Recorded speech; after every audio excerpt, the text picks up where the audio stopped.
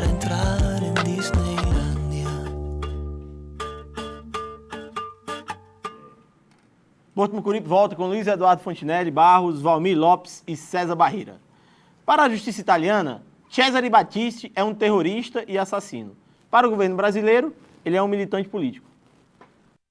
A concessão de asilo político pelo governo brasileiro ao italiano Cesare Battisti é, no mínimo, polêmica. A decisão brasileira contraria os judiciários da Itália e da França e da Corte Europeia de Direitos Humanos. Condenado à prisão perpétua na Itália pelo homicídio de 4 pessoas na década de 70, Cesare Battisti, ex-integrante do grupo Proletários Armados pelo Comunismo, viveu durante 23 anos na França antes de fugir para o Brasil. Cesare Battisti entrou por Fortaleza com passaporte francês. Para Tasso Genro, o governo brasileiro cumpriu a Constituição, mas o governo italiano acredita que o aspecto político, e não jurídico, é que foi determinante. O acerto de contas com o passado é traumático, tanto para a esquerda quanto para a direita. A opção na Europa tem sido pelo julgamento e pela punição. Na América do Sul e no Brasil, pelo esquecimento. César, Cesare Battisti é o caso da semana. O Tasso Genro concedeu a ele o título, ou concedeu a ele a situação de refugiado político, né? Ele passou 24 anos como refugiado político na França. Depois o governo francês mudou a postura, ele ia ser extraditado, fugiu para o Brasil, está aqui desde 2004. Mas o fato é que parou a tramitação do processo dele no STF por conta disso e ele vai ser libertado. Como é que você vê essa situação? Abriu uma ferida aí com a Itália.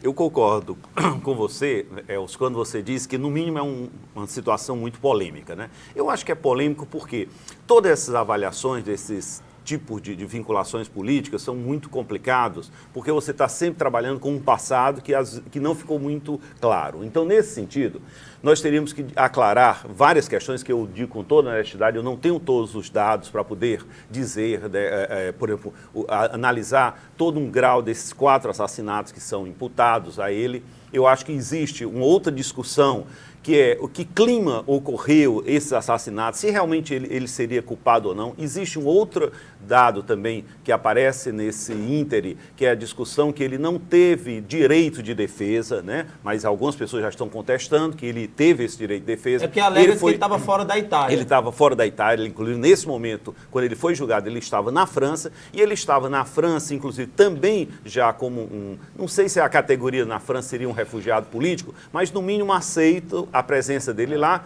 porque o Mitterrand, na época, estabeleceu uma regra que o asilo político era dado desde que a pessoa deixasse de usar armas, né? Então, por exemplo, que não fosse movimento armados. Então, nesse sentido, o Mitterrand começou a acatar e acolher essas pessoas.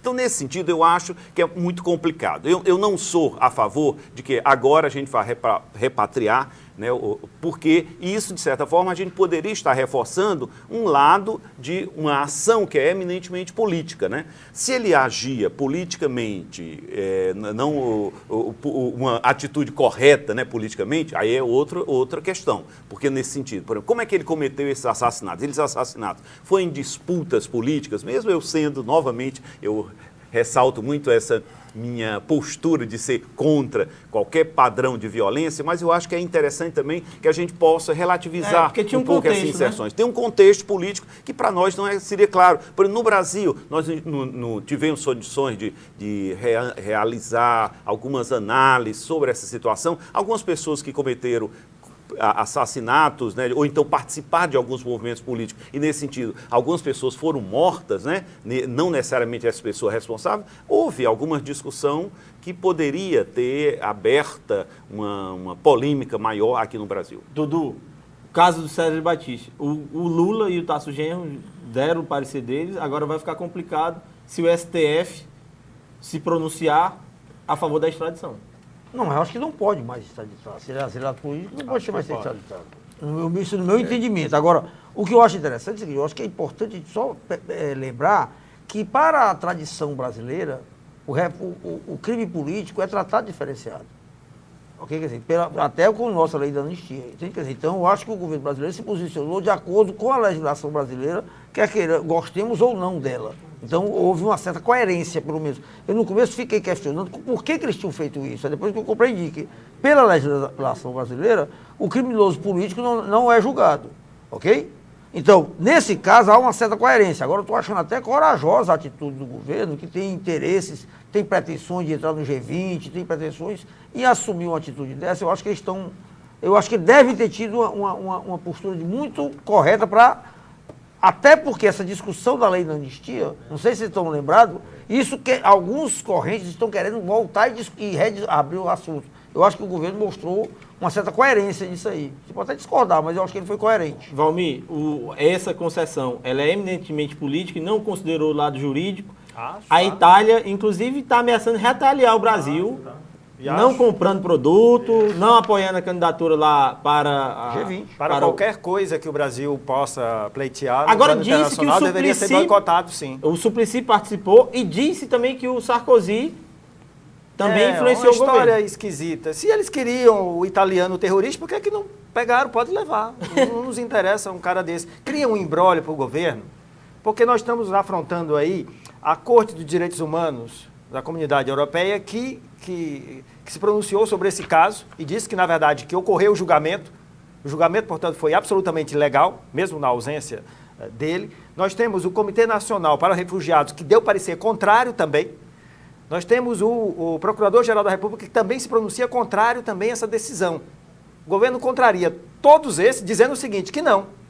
Que, de fato, esse rapaz, esse terrorista, cometeu um ato político, a perseguição dele, a condenação dele é política e, portanto, nós devemos abrigá-lo como refugiado político. Coisíssima nenhuma. Esse terrorista matou pessoas e tem que ser punido por isso. Agora, nós nos tornamos agora motivo de chacota no mundo todo. Mas, Valmir, não pode também reverter um pouco esse quadro, e no sentido assim, de se mostrar que o Brasil está defendendo uma Constituição, uma Constituição, inclusive, que é democrática, uma Constituição que é tida como uma Constituição cidadã, e, nesse sentido, você poder preservar determinados direitos da pessoa. E, por exemplo, nós temos um hiato aí muito grande, e isso, essa relação entre os direitos humanos e os próprios direitos internacionais, eu acho que a gente não tem muita clareza aí como é que essa questão pode ser colocada, mas eu também me surpreendo o seguinte, se é uma pessoa, tá, que com toda essa história dele de uma vinculação política, porque ele tinha uma vinculação política. Tinha vinculação política e matou pessoas. Ele poderia pessoas. ter assassinado algumas pessoas, Isso. mas ele tinha uma vinculação política, ele deve ter demandado um asilo político no Brasil. Existe uma camarilha da esquerda que sustenta Agora, esses caras. O que acontece? A Constituição brasileira é verdade, proíbe sim extradição, não proíbe, contanto então, que você tenha perseguição política, ou pelo menos possibilidade de atentado à vida da pessoa ou prisão perpétua. Isso nós não aceitamos a extradição. Mas nesse caso não, essa camarilha apresenta o cara como um preso político, como um perseguido político, coisíssima nenhuma. Agora, é bom ressaltar isso. A Itália puniu para um crime, deu uma pena para ele que no Brasil não tem correspondência, que é a prisão perpétua. Prisão É a perpétua. mesma coisa da prisão de morte. Agora, o interessante também lembrar, para relacionar com esse caso, foi a atitude do governo brasileiro em relação aos cubanos. Tão rapidamente também. Tão rapidamente ele deportou entregaram para o velho comandante. Bom, vamos continuar na Europa. O primeiro comando da capital está tirando o sono das autoridades portuguesas. Ao contrário do que a razão possa indicar, foi das prisões brasileiras que surgiu o crime organizado.